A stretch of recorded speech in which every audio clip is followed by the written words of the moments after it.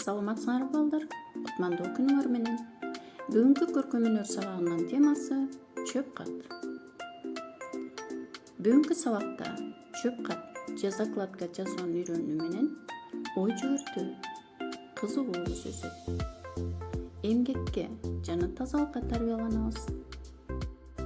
Бүгүнкү алтын эрежебиз менен тааныша кетсек, иш ордуңар иреттүү болсун, коопсуздук эрежелерин сактайбыз.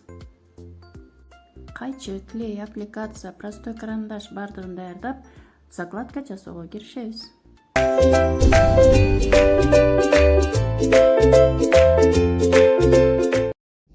Саламатсыңарбы балдар? Биз бүгүнкү сабакта мындай китеп үчүн закладка жасайбыз. Биз бул закладканы китептин барагына салып койсок, биз китепти ачканга өзүбүзгө оңой болот. Анда эмесе баштайбыз.